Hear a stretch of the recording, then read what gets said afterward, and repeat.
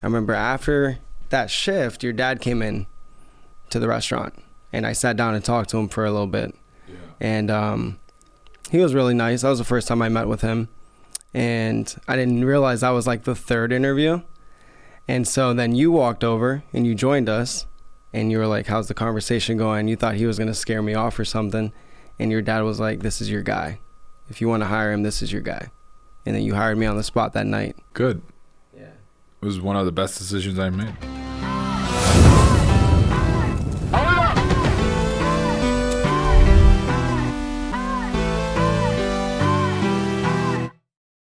Why? I saw the potential.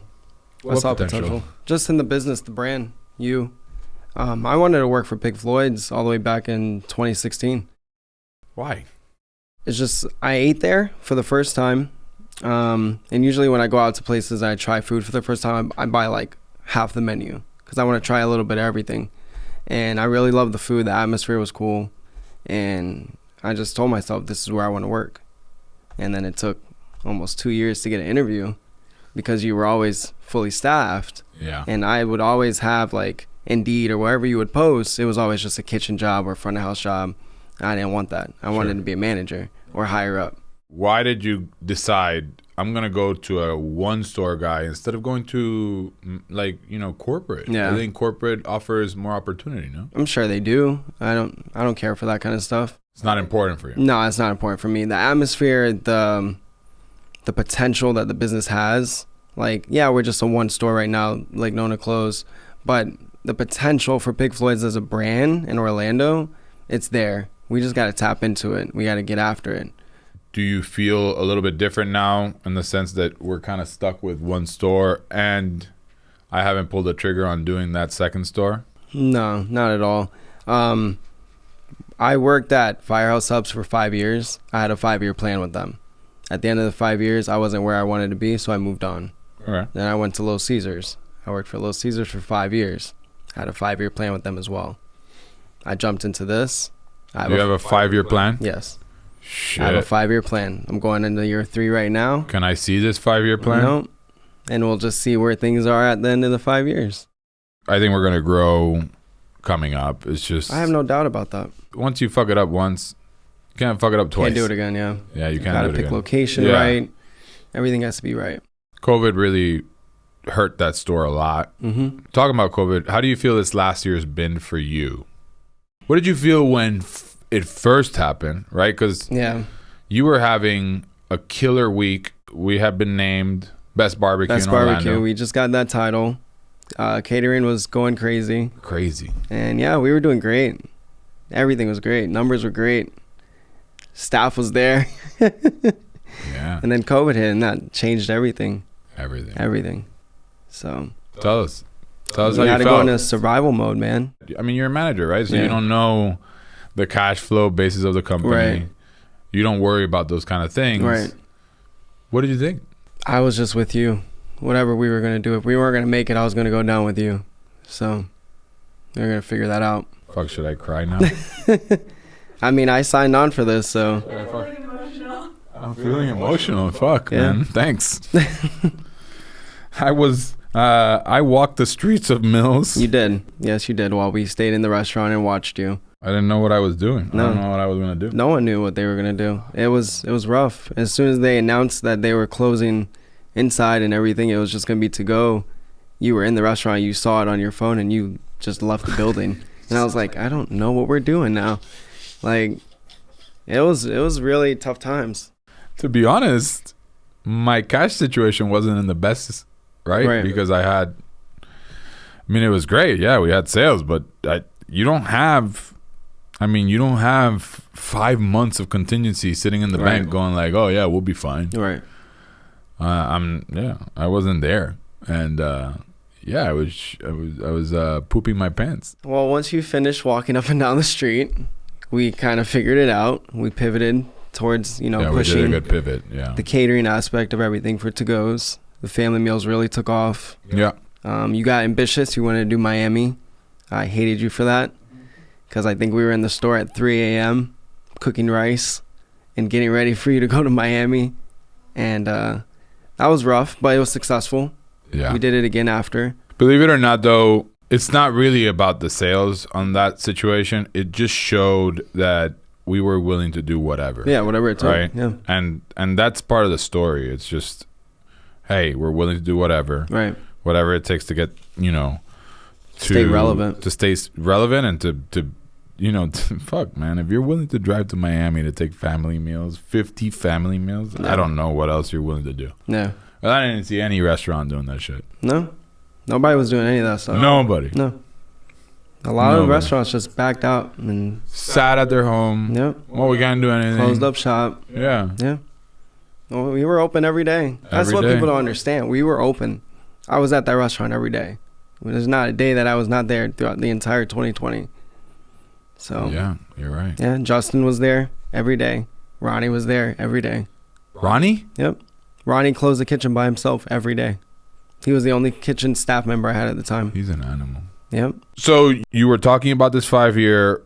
You were going nowhere with Little Caesars. No, I wasn't. The bad thing about Little Caesars is the owner decided to buy 11 more stores up north, and he had 5 locations here in Florida, and he was going to sell us and didn't want to tell me that.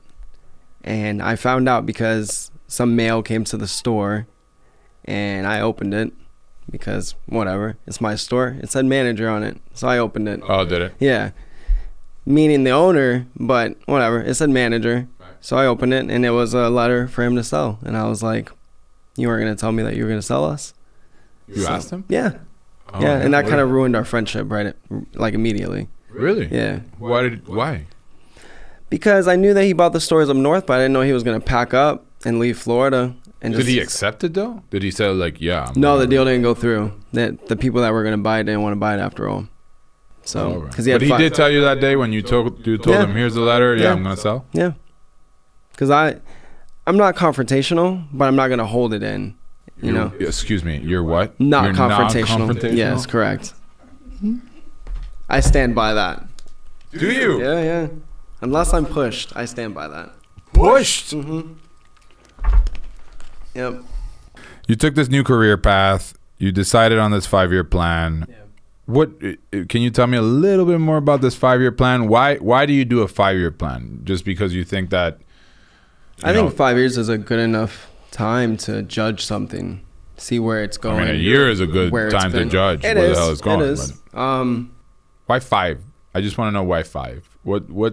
It shows commitment. Like if you were to look at my resume right now, you'd see 4 jobs on there, and I'm 32 years old. And by the way, I commend you on that because I think that's important. Right now, everybody's jumping from place to place, especially in the restaurant business. Like, you know what I mean? Yeah. Like, so you did that right. Yeah. So it shows commitment. Okay. It shows commitment. That's 100. Yeah. I show loyalty in anything that I put my heart into. So if I was going to sign on board for this, I'm going to do it, and I'm going to see where we're at and go from there. So. But what do you look for? What really fulfills Gavin in the sense like it's not money? No, right? It's not about money. It's not about money. Mm-mm. So it's about what drives you? I just want to be the best. I just want to be like the best at whatever I do. Let's talk a little bit about your childhood. I'm sorry, this is not. No, you're good. Right. So you grew up where? South Florida, Fort Lauderdale, Sunrise. And then obviously when you move here, what happens? Do you go to college? Yeah, I went to Seminole State. That's the one. Is that the one in Altamont? Yeah. I did not want to jump straight from high school into college. I wanted to take some time off. Okay. And my mom didn't want me to do that because obviously you see that happening in your kid and they're like, well, you're not going to want to go back to school. That's true. And that's fine. I get that. But I just wanted some time. That's it. And she's like, well, you can't just stay home. You got to get a job. So I did. Where did you get a job? I got a job, and this is out of spite. I didn't do it because I couldn't find anything. I did it to be spiteful. Okay. I got a job sign spinning on the corner of a street that she had to take to get to work every morning. So she would see me out there holding the sign. That was my job when I got here. Yep, I was getting paid $15 an hour. 15? Mm-hmm. That's pretty good. Yeah. For sign spinning? Yep. One day it was raining out, and so I couldn't be out there. And so they made me go inside and I just started learning stuff inside. And then from there, I just stayed inside. I stopped sign spinning, got a job full-time with them. Never went back to school? Oh, I went back to school for a little bit, and then I took some time off because my grandmother got ill, and then I stopped going. I just said, it's either school or work. You want experience or you want to keep wasting money on school. What did you want to go study at school? Sports psychology. Sports psychology. Yeah, but I just lost interest. I started liking the restaurant industry. So. What about it? Well, definitely not the creative part of it in the beginning because, again, I was in the franchise corporate aspect. So it was like everything was by the book. But I liked the people interaction aspect of it. And I was very competitive, so I wanted to like climb the ladder to the top. Mm-hmm. So I started off, regular kitchen guy, moved up to shift lead, moved up to manager real quick. Let me ask you, in these 2 franchises that you worked at, these guys didn't know the restaurant business? No. At all? No. People that usually buy franchises are buying a job or an investment of something that they don't know about. Right. Just this weekend, I was doing a wing competition, judging a wing competition, and one of the gentlemen that was there, I guess, bought into the 1,000 Degree franchise, like a pizza thing. Yeah. Okay. Pizza 3 years ago, and he despises the investment. Yeah. It's just like, it's just an investment. Yeah, it's an investment, but the franchise system is just, it's very complicated. It's very complex. It's very attorney driven. Yep. There's royalties you got to pay. Royalties that you have to pay. Usually people feel like you're not supporting them enough. Yep. The 2% that goes to advertising, they go like, where is my 2% advertising dollars? Yep. During COVID, they were asking, could you please forget the 5% royalty fee, because obviously everybody was hurting. Right. And usually these companies don't give a fuck. Right. You either pay or, you're out. Yep.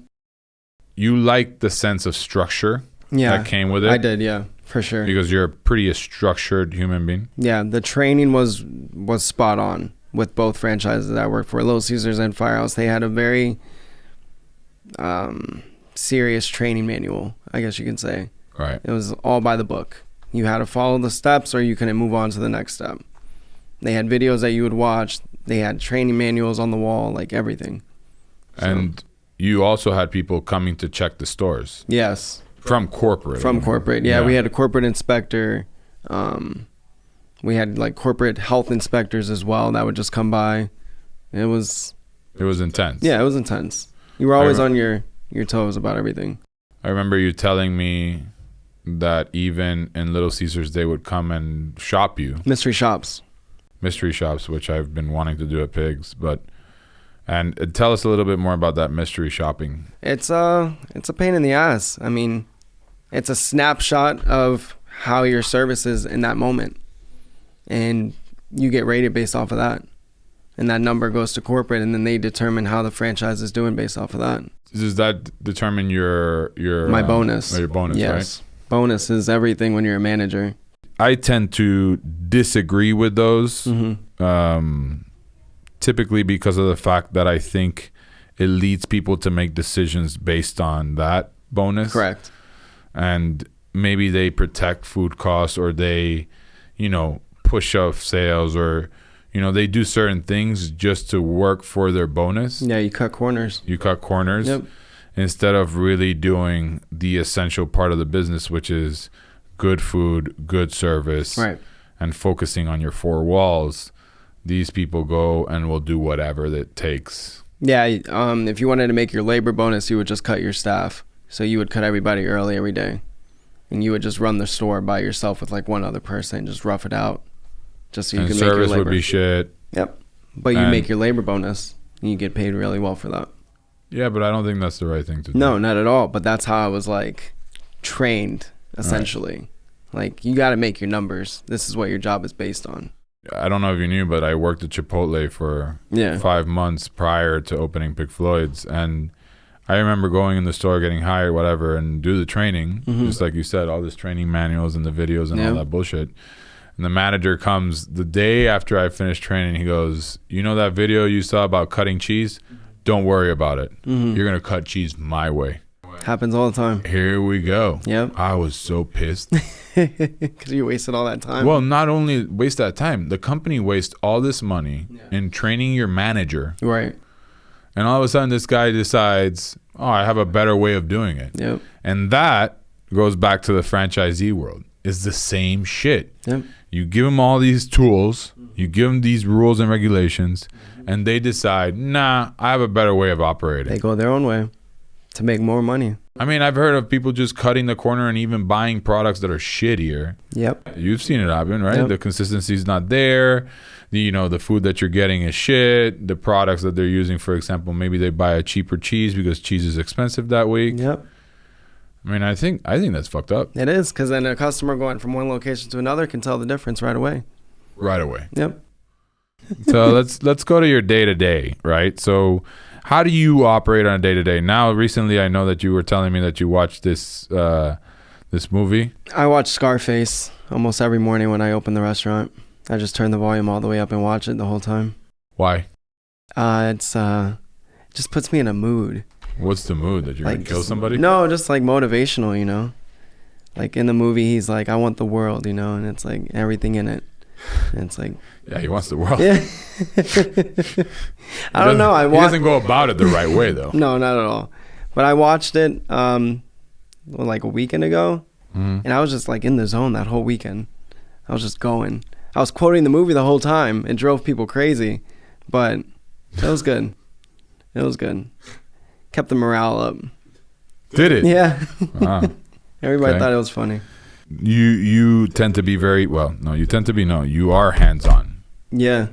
Why? I worked for a lot of different managers at Firehouse. I think I worked for like 7 different managers before I became one. 7? Yeah. It was always a different train wreck. Why was it a revolving door? The owner would just kick people to the curb really quick. So any manager I had, I'd probably give them 3 or 4 months, they'd be out the door. Yeah. Jesus. So I think it was like the 7th or 8th one. He walked out in the middle of lunch rush. Oh, because we were getting the Coca-Cola Freestyle machines. We were the first place to get them when they first came out. Right. He was told that he had to be there at 3 a.m. when they installed it to learn how to take it apart, put it back together, all that stuff. He's like, I'm not doing that. So he like sat and contemplated about it during lunch, and he's just like, I'm out. Just left. Just because he had to be there the next day at 3 a.m.? He was mad. He was so mad. And I was like, all right, this is the last manager I'm working for. So I just put my name in the hat, and I was like, I can do this. So I did it. And just went from there. Yeah. And so, okay, so you have 7 managers, and what? It just assigns you to be hands-on because you saw that, or what? I like working with the staff. Like, when I was a crew member, it was fun working on the line and stuff. I would always see the managers sitting at the desk, doing paperwork, pretending to be on the computer. And I was like, that's not my life. And now, like... You're not. I'm not at all. Like, even before... Because now I don't have to do paperwork, really. But when I had to, and it was just 1 day a week, I just had to do a spreadsheet, but I would fall asleep at the computer. Really? Yeah, I hated it. Everyone knew not to come in the office and mess with me because I was in a bad mood because I had to fill out a spreadsheet. It was just a waste of my time. Good to know. Yeah, yeah. So if we go back to that again... No, we're not. I'll have a secretary or something. I have a secretary. Yeah, I've already got some people lined up. And I got some names in mind. I like being the best at what I do in the kitchen, in front of house, everywhere. So, yeah, you're pretty hands-on. Is that the right way to lead? I think that's the only way that you can do it. If you're a manager that's just giving instructions, but you're not doing it yourself. I mean, it brings me back to basketball. Like, I always had a coach that couldn't run up and down the court, but he would tell us to do it. And it's like, I'm not going to listen to you, you know? It's like you training and having having a body, like your bodybuilding coach better be. Mm-hmm. My bodybuilding coach is 50 years old and he looks better than I do. Yeah. Ty is, he's an animal. He looks great for 50. I wish I could get to 50 and look like him. But, you're right. It's like you trust that person. Yeah. Because the person looks the part. Right. Right? Right. You work harder than any of them. Right. And I mean, no insult to anybody. It's just... No, it's just facts. It's just facts. Yeah. I think we talk about the fact that you have the Mamba mentality, right? Yeah. You like Kobe Bryant. I like Kobe Bryant, but I think he lives the Mamba mentality a little bit more. than I do. It's just that killer mentality. Just go after whatever you're doing. Yeah, it's tough though. It's tough because I think when you do it for so many years and you're trying to do, we're trying to do different things, right? You're trying to operate on a daily basis. Yeah. And I'm trying to grow a concept because of my responsibility to you guys more than anything, on growth, right? Mm-hmm. You, Jenna, Justin, Gretchen, Ronnie, whoever is in the store always really likes a company that has some sort of future potential. Yeah. And that pressure is not on you guys, it's on me. Yeah, correct. Right? Yep. So then you go about it trying to figure out how to make the company grow, because if not, you might lose some people. Well, I'm going to lose all of you. Yeah. I mean, I could stay running the store if I decide to do one store, and then you guys go on your merry way to somewhere where that's going to grow. Right. So I think it's important that people realize there's a lot of pressure on having one store only. Mm-hmm. I remember that we used to go to this pizzeria in Puerto Rico, Biapia, and this gentleman was there every day. He was a one-shop owner, and all the employees, actually, the servers, I think, had been there 20 years. They all knew us. Yeah. It was such a, like they say now, such a vibe. Mm-hmm. Right? So we loved going there just because of the fact that they knew us and we felt comfortable. Right. I think those things have changed now, where it's now, I think people still like the family feel to things. Do you? Yeah. I like when I go, and I don't travel anymore right now, but when I used to travel, I would find restaurants that were good, popular restaurants, but they were like the mom and pop restaurants. Because they cared. They cared about the product. I don't like going to chains. I don't. You don't like going No, to not chains. at all. Would you work for a chain? No. Just because of the fact that it's too structured or too boring, non-creative, what? Non-creative. Once you get into that mold, like, unless it's creative. There are a few chains that I actually like. Like, there's one breakfast spot. It's called Snooze AM. Mm-hmm. They're not in Florida right now, but that place, they got a lot of potential. Maybe. Their creativity goes into the menu, That's good. Yeah. Do you like working for me? Yeah, of course. Answer the question however you want. Yes. What are some of the things that you feel that have been going well? What are the things? I'm not a hovercraft over you. Yeah, you don't micromanage. You just let me have freedom. No. So I told you at the beginning. What did I tell you at the beginning? That you're just giving me your baby, and that this is your $2 million store, and that I better not screw it up. So, I didn't use that word. Fuck it up. You better not fuck it up. Yeah, correct. And every once in a while we have this talk, and I'm like, I haven't fucked it up yet. We're still going. No, you haven't fucked it up. Still a line out the door.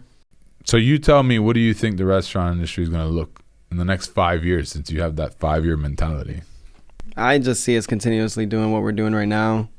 Some restaurants are going to keep going towards takeout and trying to figure out their staffing issues and stuff, but I don't know. I'm more just focused on us and how we're competing with everyone else in our area. Even outside of our area, places like Miami, New York and stuff. I'm looking at pop-ups, I'm looking at collabs and stuff and seeing what they're doing. Yeah, so let's talk about that. You are pretty creative in the store. I like to think so. I've allowed you to do that at your disposal and basically take the risk. Yeah. And I don't say anything about it. I'm like all about it. All right. You created that Mexican street corn fries. Yeah. Which has been... Street fries are great. Yeah. They're great. People love them. I mean, people love them. Yeah. Is that part of the thing that you like? Yes. In terms of the job? Like how creative you can be, how much input you have? That's a very big deal for me. Is it? I mean, I have a book that I just write a lot of ideas in for like the menu and stuff. I can't do any of it right now because we don't have staff, but I definitely have a lot of stuff that I think we would kill it. Yeah. I mean, the breakfast tacos, I read somebody wrote it somewhere that we had the best breakfast tacos. Mm-hmm. I wish we could do it, but I wish we could do it, full 100%. Consistency, yeah, consistently, but because we started it because of the pandemic. And so yeah, I think the breakfast tacos were very successful. Yeah. Reviews. Mm-hmm. sometimes reviews are not accurate, right? These are people that are just... Something spawns that review, you know? What is your take on food quality versus customer service? They're both equally important. 50-50. Yeah, for sure. Wow. I would say food service probably more. Yeah. Just based off of, there's certain times I'll go to a restaurant and the service is not good at all. And it just makes me not even want to eat there. It's important, but I think food is 75% against 25%. Yeah. Yeah, because I mean, right now, I know people are understanding because of the pandemic, we don't have staff. So they're a little bit easier on the quality of service. I don't know about that. I think that's why you get your 1 stars. I think a lot of it has to do with the fact that the expectation is set really high. Like, yeah.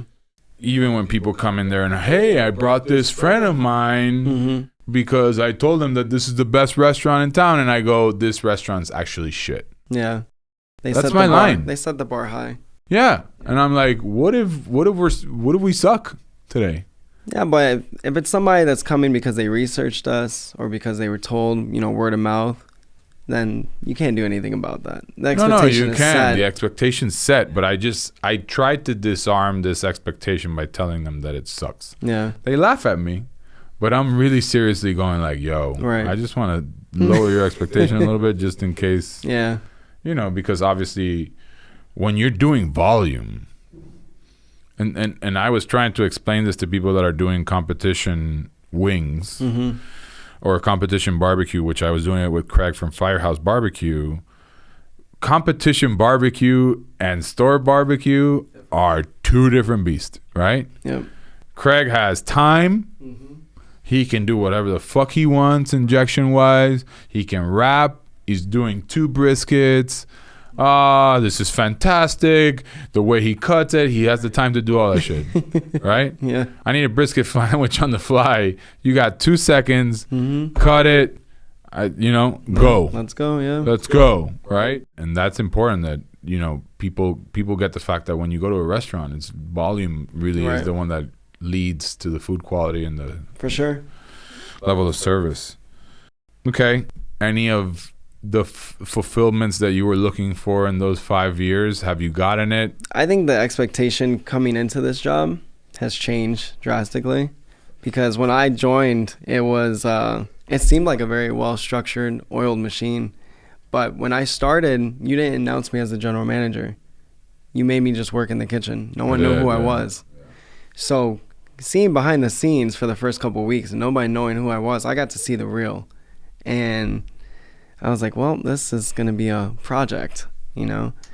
Well, yeah, you were walking into... You didn't have a GM at the time. Yeah. And it was just chaotic. It was chaotic. And your volume just kept going and going. Yeah. You didn't walk into the best situation. No. But I thought I was. Really? I thought I was walking into the best situation. Oh, so it's like the Instagram reality versus the real? Yeah. It was one of those photos? Yeah. Or it's like when you're dating someone and like 3 months later they show you, you know, who they really are.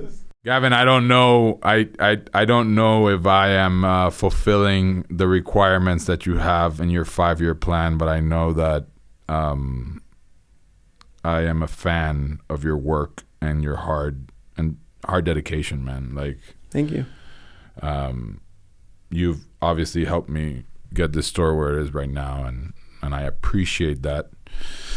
I think I don't know if I've shown it completely, but you have. I'm not really a guy. You're not the cuddly type. I'm not gonna cuddle you. Yeah. So it's important that we all work together in moving the brand forward and trying to obviously grow something that I have really high hopes for, and you do too. I do. Yeah. So thanks for your time. Thank you for giving me the day off. Yeah. I mean, what day off? You're here doing an interview. It's cool. And then you have a meeting with Papa Ward later on today. I am. He's going to ask me, how did everything go? Cool. Thanks, man. Thank you. Appreciate it.